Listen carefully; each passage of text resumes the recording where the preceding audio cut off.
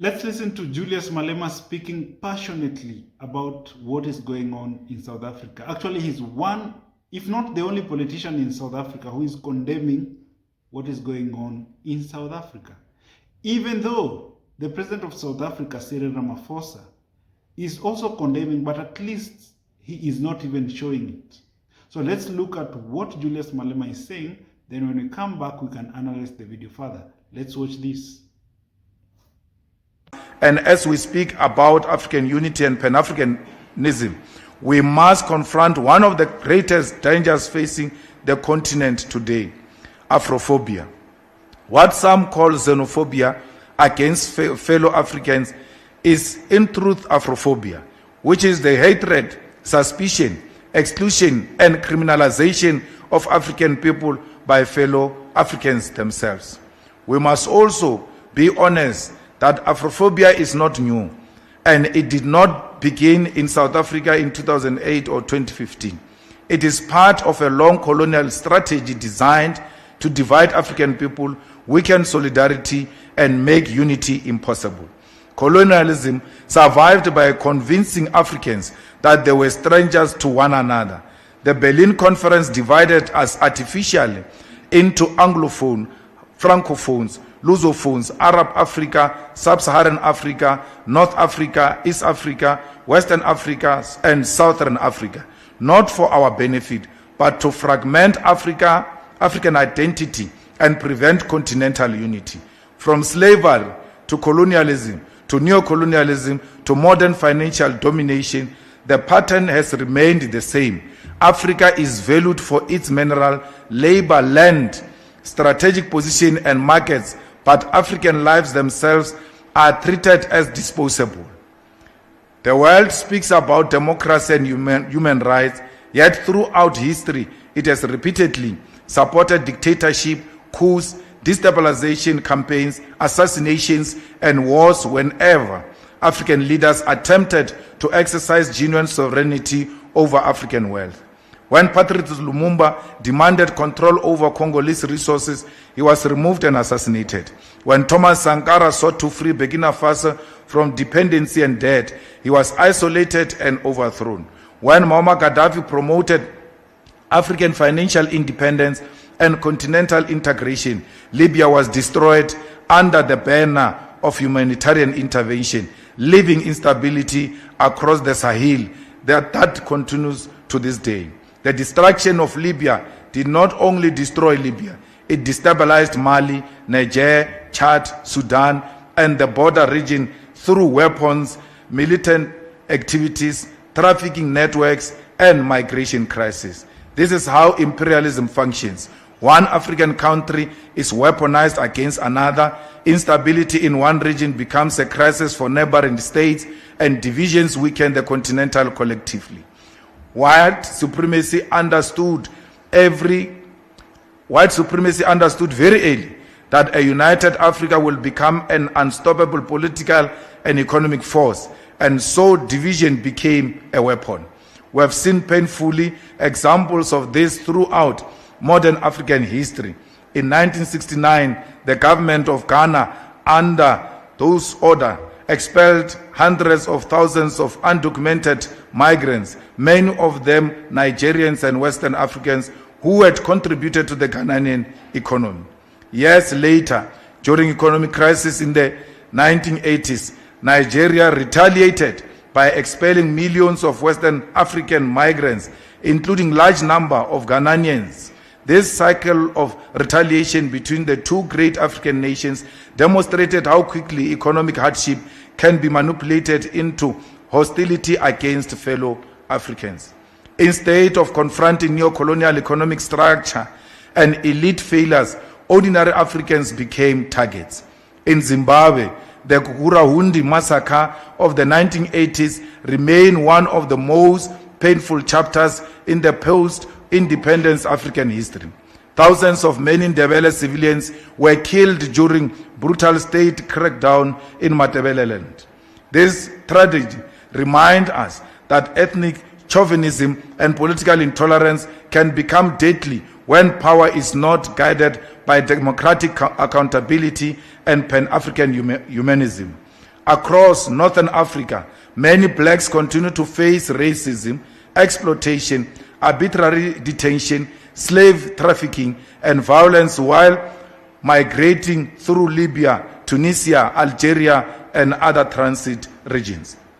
The collapse of Libya after NATO intervention intensified the suffering of black African migrants, many of whom were falsely accused of being mercenaries, imprisoned, tortured, sold into slave markets, or abandoned in inhumane conditions. In recent years, inflammatory rhetoric against sub-Saharan Africans, parts of North Africa, has contributed to attacks, discrimination, and expulsion of vulnerable migrants whose only crime was searching for dignity and survival.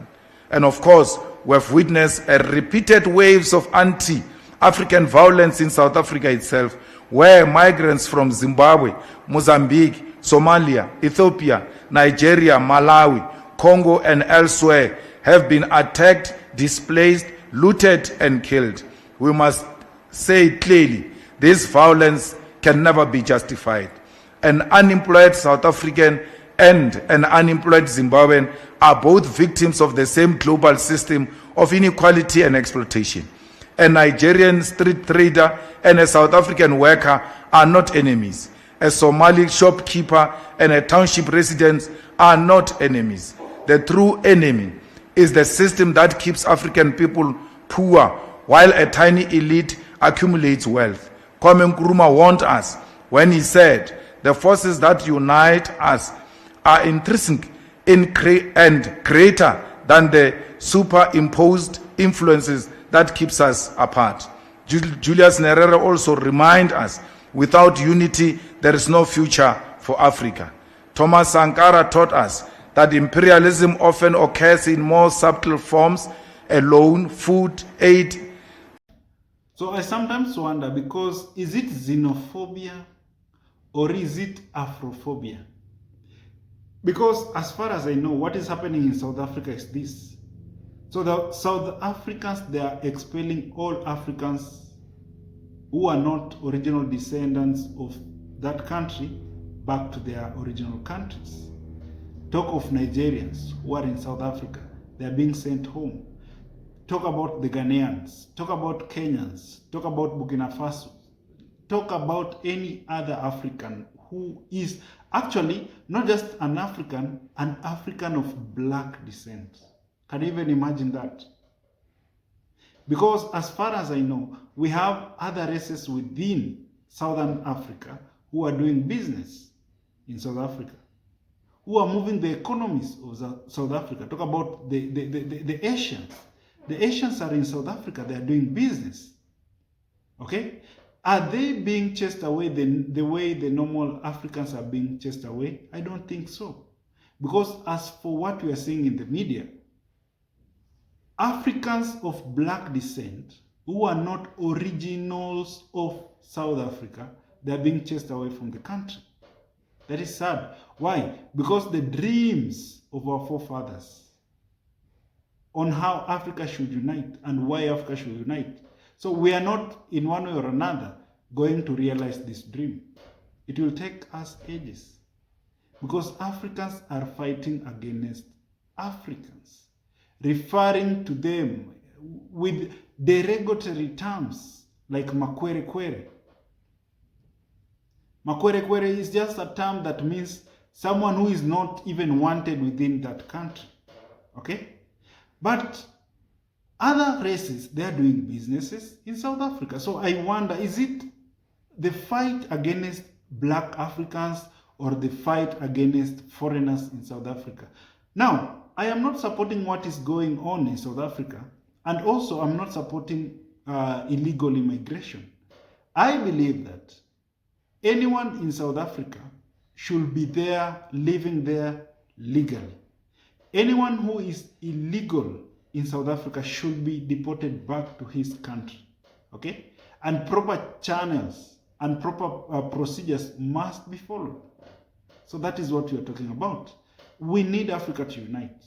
Okay? We need Africa to unite. So if we continue with the same thing that is happening in Africa, then It will take us ages for us to realize how Africa is strong in terms of manpower, labor, in terms of economy. Can you even imagine this? Imagine Africa is united. We have one currency. We have one passport. We have one president. We have one army. Don't even think that is a threat to the world superpowers. It is. And that's why they don't want we as Africans to unite. So it's incumbent of us, we as Africans, to try our level best to at least make sure that we are uniting for the benefit of our continent, for the generation that is yet to be born. Okay? We have to do this. What is happening in South Africa is not good, and we have to condemn what is happening in South Africa. I love people like Julius Malema.